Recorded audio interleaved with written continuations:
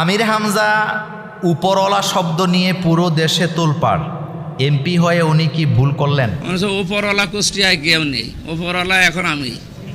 উপরওয়ালা শব্দ বলতে আমি এই বক্তব্যটা শুনছি, যেহেতু প্রশ্নটা আসছে। আসলে আমাদের দেশে কোথাও যখন কোনো অন্যায় কাজ হয়, তখন যখন জিজ্ঞেস করে তুমি এটা করলা কেন, কয় এটা কার নির্দেশ? জোরে কর না, উপরের নির্দেশ, আল্লাহর কয় না। এটা আপনারা বুঝেন। উপরওয়ালা বলতে এখানে আল্লাহরে কেউই বুঝায় না। যারা ভুল বুঝছে তারাও জানে এখানে উপরওয়ালা বলতে আল্লাহরে বুঝানো হয় নাই।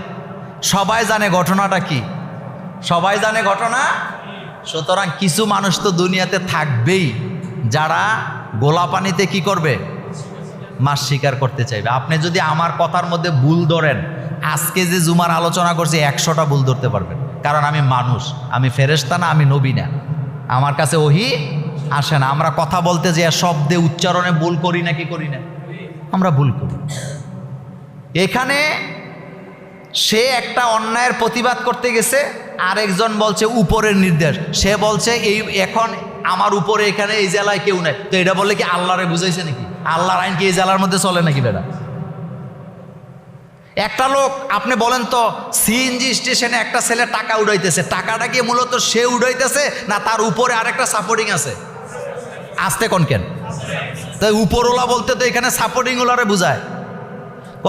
ওই দিন হাসনাতের ব্যাপারে একটা ভিডিও দেখলাম, সে যায় ডাইরেক্ট বললেন যে থানার মধ্যে অমুক অমুক দালালের কথা ছাড়া কোনো মামলা নেওয়া হয় না, অমুক ওসি সেকেন্ড অফিসার ঘোষ খায়, টাকা ছাড়া কি দেন একটা পাও সে দেয় না। তাহলে বুঝে গেছে এখানে একজন উপরওয়ালা আছে নাকি নাই? উপরওয়ালা তো আছে। উপরওয়ালা বলতে তো এখানে প্রশাসনকে বোঝানো হয়েছে। কিন্তু আপনি একেবারে ফেরেশতা, আপনার দায়িত্বে দিলে তখন বুঝবেন আপনি জিনিসটা কি। এখানে আপনারা কথাটা এইভাবে বলি যে আপনারা যারা সামনে বসে আছেন, অনেক সময় মনে মনে বলতে পারেন যে হুজুর এই কথাটা এমনি না বললে ওইভাবেও তো বলতে পারতেন। কিন্তু আপনারা যদি আমি এনে বসাই দিই, আপনি দিয়ে দেখেন বক্তৃতা দিতে কত কঠিন।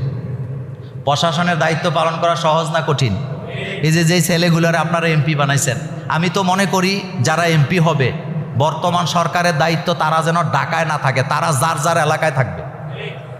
এই দায়িত্ব ওনার এলাকায় থাকবে। উনি ঢাকা শহরে ওনার কাম কি? উনি ঢাকা কাজ কি? বিদেশে ওনার কাজ কি? উনি এমপি হয়েছে, কথার কথা আমাদের ব্রাহ্মণপাড়া বুড়িচঙ্গে যিনি এমপি হয়েছেন, উনি কি ঢাকায় বাস করার জন্য হয়েছে না আমাদের খেদমত করার জন্য হয়েছে? তো উনি তো এলাকায় থাকবে। উনি এলাকার বাজারঘাট দেখবে, প্রশাসন দেখবে, আইন শৃঙ্খলা দেখবে, কোথায় কি হচ্ছে, অন্যায় হচ্ছে দেখবে। উনি ঢাকা শহরে বাড়ি করে থাকার জন্য তো ওনার জনগণ ভোট দেয় না। আর অন্যায়ের প্রতিবাদ হবে, এটারে কাজ করে উল্টা করে দেখেন কেন, আপনারা বসাই দেখ না, তখন আপনি টের পাইবেন। গতকালকে দেখলাম একজন আমাদের যে সংসদ সদস্য কি যে পাগড়ি পরে হানজালা, সে একজন তার চাঁদাবাজকে বলতেছে যে তোমাকে নিষেধ করার পরও তুমি আবার চাঁদা নিছো, তোমার কলিজাটা এত বড় হইল কেন?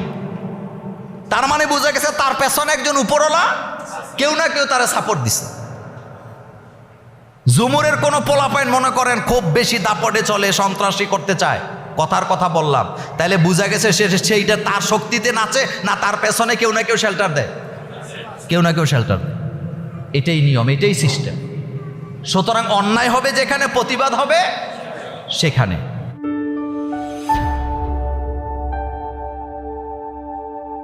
Islamic Tone 24 in charge of the Ghetto